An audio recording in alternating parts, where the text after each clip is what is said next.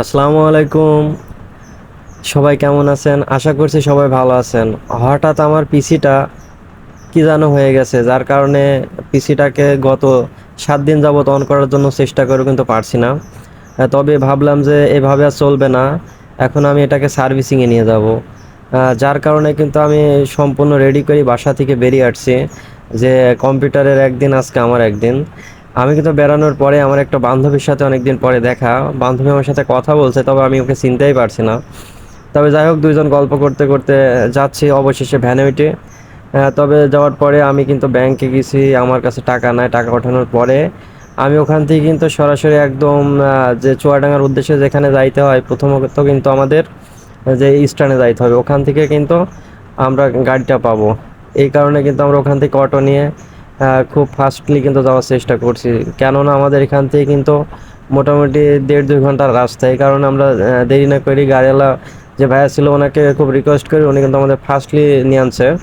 আমি আর আমার এক ভাগ্নি ছিলাম, দুইজন মিলেই কিন্তু আমরা এখানে আসছি। তবে এখান থেকে আসার পরে আমরা আবার গাড়িটা চেঞ্জ করে ফাতেমা প্লাজায় কিন্তু যাচ্ছি দুই মামা ভাগ্নে। হ্যাঁ, এখানে আসলে গিয়ে আমরা দেখব কি অবস্থা। আমরা কিন্তু এখানে চলে আসছি অলরেডি। যাই হোক, ভাইকে ভাড়াটা দিয়ে আমরা কিন্তু আবার ফের ফাতেমা প্লাজায় ঢুকবো কিছুক্ষণের ভিতরে। দেখি ওনারা আমাদেরকে কি বলে। অনেক সময় আমরা পিসি বা কোনো কিছু নষ্ট হয়ে গেলে কিন্তু গেলে নানান ধরনের অজুহাত দেখায়, যে এটা সেটা। কিন্তু আমাদের যে রোকন ভাই আছে, উনি কিন্তু আসলে অমন মানুষ না। উনি কিন্তু সর্বদা ভালো সার্ভিস দেয়, এবং ওনার ওখান থেকে আপনারা চাইলে কম্পিউটারের বা অন্যান্য রাউটার বা ইত্যাদি ইলেকট্রনিকের যে কোনো প্রোডাক্ট কিন্তু ওনার দোকানে আপনারা পাবেন। সমস্যা নাই। যাই হোক, ছোটো ভাইরা ছিল, ওরা কিন্তু আমার কম্পিউটারটা নিজের মতন করে খুলে দেখছে আসলে কম্পিউটারের আদৌ কোনো সমস্যা আছে নাকি। তবে ওনারা কিন্তু যাই হোক সব রেডিমেডি করে বা র্যাম ট্যামগুলো খোলার পরে ওনারা আমাকে যেটা বললো যে ভাই, র্যামের কোনো সমস্যা নাই, তবে এটা হচ্ছে অন্য সমস্যা। তো আমি বললাম, ভাই যেই সমস্যা হোক না কেন, এটা কিন্তু সমাধান করতে হবে। এভাবে কম্পিউটার চালানো আমার পক্ষে সম্ভব না। যাই হোক, ভাইরা অবশেষে কিন্তু আমাকে একটা এসএসডি লাগানোর পরামর্শ দিল, যে ভাই হার্ড ডিস্কটা বাদ দিয়ে আপনি একটা এসএসডি লাগাই নিতে পারেন, এটা কিন্তু খুব ভালো কাজ হবে।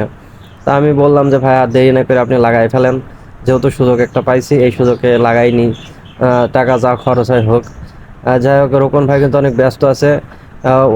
আমরা কিন্তু ইতিমধ্যে শুনছি যে এখানে আগুন ধরে গেছে। তবে আমরা ওখানে এসে কিন্তু দেখছি কি পরিবেশ। ভাইগনার আমি কিন্তু দুজন নাস্তা করছি। নাস্তা করার পরে ওখান থেকে বেরিয়ে আসছি। এসে আবার টাকা তোলার উদ্দেশ্যে কিন্তু আমরা ডাচ বাংলা ব্যাংক যেটাকে বলা হয় সেটা খুঁজছি। প্লাস এখানে কিন্তু চুয়াডাঙ্গাতে নিউ মার্কেট যেটাকে বলা হয়, এটা কিন্তু সবার কাছে একটা ফেমাস একটা মার্কেট। তবে আমরা কিন্তু এখানে আসছি, মার্কেটটা একবার চক্র চক্র দিছি। তবে এখানে আসার পরে আবার ফের আমরা ব্যাক করছি, যে যাই দেখি কম্পিউটারের কি অবস্থা। আসলে আমাদের ঘোরার উদ্দেশ্য হচ্ছে এটাই। এখানে আগুন ধরার কারণে কিন্তু ভাইয়ের দোকানে বিদ্যুৎটা চলে যায়।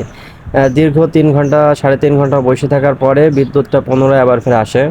তবে আসার পরে ছোট ভাই ব্রাদার ওরা কিন্তু কাজ করছে, নিজের মতন করে অনেক চেষ্টা করছে।